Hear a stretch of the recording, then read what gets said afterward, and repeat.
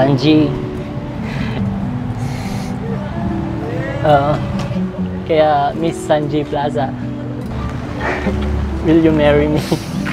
Hanggang ngayon, ang akala niya, nasa Thailand pa rin ako hanggang ngayon. Akala niya, magbabiyahe pa ako bukas sa Phuket. Nakakatawa lang. Ewan ko kung anong reaksyon niya mamaya. Pero sana mag-yes siya. Pero I know naman na mag-yes siya. Baka mag-no siya kasi ano ba? Nagsinungaling ka sa akin siguro. Pero maintindihan naman niya yun. And alam ko na hinihintay din niya tong moment na to. Hinihintay ko din to. And I think this is it. This is the time na binigay ng Panginoon para sa amin. Ito yung oras, ito yung date, ito yung tamang place na para sa amin. Uy! Hello!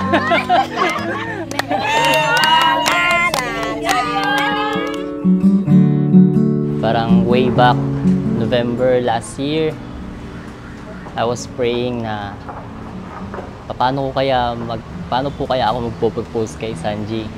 Naisip ko na surprise na lang si Sanji na uuwi ako ng Pilipinas. So bali parang susunod ako sa kanya, mauuna siya din. Susunod ako sa kanya. Kaso, nauna akong nagpabook sa kanya.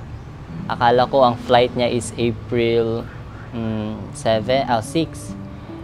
Ang binili kong flight April 7. So mauuna talaga siyang makakarating dito sa CDO. Pero anong nangyari, na-move yung flight niya ng April 7 din, halos magkasabay pa kami. Ang nangyari, nauna pa ako sa kanya dito sa CDO. Nanakoy kutob nga, rag, musunod doon siya ako, akong boyfriend. But then, wala ko nag-expect nga, karon na dito, karon na dito ko ma-engage and i-ask ko niya to marry him. And I just want to thank din sa mga family din na tumulong sa akin na para sa planong ito dahil especially sa parents niya, sa nanay niya, papa niya na nag-keep ng secrets kay Sanji kasi medyo hindi nila kayang itago yung mga lihim para sa anak nila. Pero papasalamat ako sa kanila kasi naging kasabwat ko sila sa mga planong ito. Kan sa Thailand, grabe among layover, taas among time. Gusto lang ko magpahulay, kapoy din. Nasuko pa ko sa akong mga family members, sorry kaayo. Nasuko pa sa ilang, anong kailangan mo kita mag-dinner? Karon importante gud ay kaayo. Parang kinakabahan na rin ako kasi parang nagagalit na yata si Sanji sa akin kasi hindi na ako nakapag-message sa kanya kasi paano ako mag-message nasa airport ako, nasa airplane ako, wala akong signal. Sorry, sad. Sorry kayo kay kanang wala pa mo ko nakapahulay. Sige na ko sila kasabahan kay kung anong busy man mo, permis, yung blackout. Sorry. Gusto lang kong mag-relax sila, sige, gawa, sige, lakaw, sige, busy, sige, ano nga naman. Wala lang ko kasabot, pero, sorry, ang papa, mga suot, gusto naman ko mag-spend time sa ilaha, pero, na-feel na ako nga, murag wala, na-left out ko, murag busy ka ayo, First time ko din dito sa Mindanao and so far maganda naman. Excited ako mamayang gabi. Sana ay excited din ako ma-meet ang family ng girlfriend ko kasi first time ko din po silang ma-meet. Ayun, so Sanji, sorry dahil hindi ko sinabi andito ako and I love you.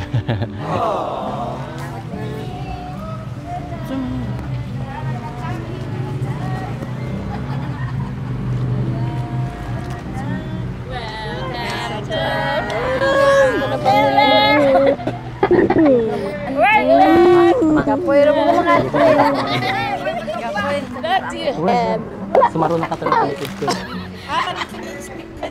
Hello.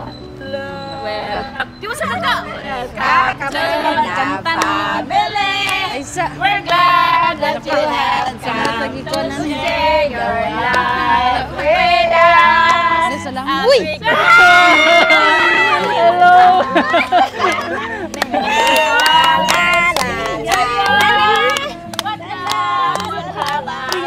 Tama sila. Ang pagsako.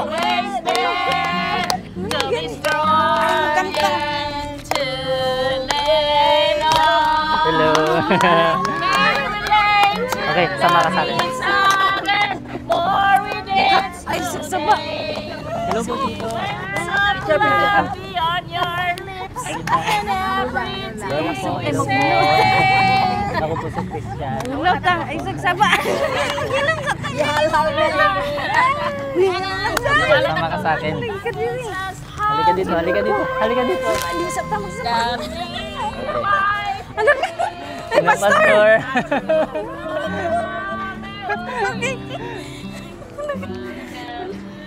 Halika dito, may sasabihin ako sa'yo. It's okay, it's okay. It's okay. Oh, this is it.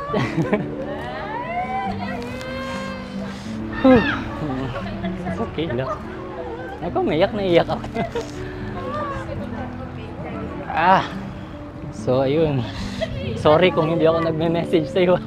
Kasi alam mo naman, nasa airplane din ako. Bumiyahe din ako. And then, napagod din. And, matagal na natin pinagpipray to. And, I think this is the time, love, na binigay ni Lord para sa atin. Super thankful ako sa buhay mo na dumating ka sa akin. Lagi ko yung sinasabi sa'yo na napaka-bless ko. Dahil ikaw ang alam ko na nilaan ng Diyos para sa akin. And Sanji, gusto kitang makasama habang buhay. Gusto kong magkaroon ng family kasama ka. And lastly, I want to praise and worship God with you. And hanggang sa pagtanda natin. Kaya Miss Sanji Plaza,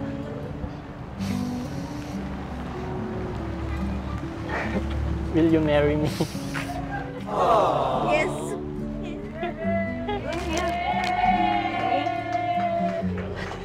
Oh my God. Thank you, Lord. Thank you, Lord. Isuot natin yung left.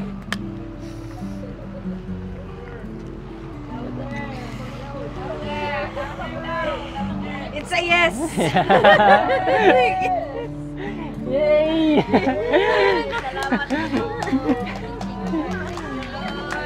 Thank you po. Grabe yak, tama na. Surprise. Galing mo. Surprise, Sumunod pero- talaga ako. Sumunod ako. May kutob na ako. So, nagpapasalamat din po ako kay Tita Han sa Korea. Salamat sa iyo, ate, dahil #1 nakasabot ka. And bali ang plano po, siya po yung mag-sponsor ng lahat. And kunyari pa yung pa-welcome dinner kay Sanji na dadalo siya dito para makapunta siya dito. Kunyari ay welcome back kasi after 5 years din wala si Sanji dito sa Cagayan. So, yun po yung plano.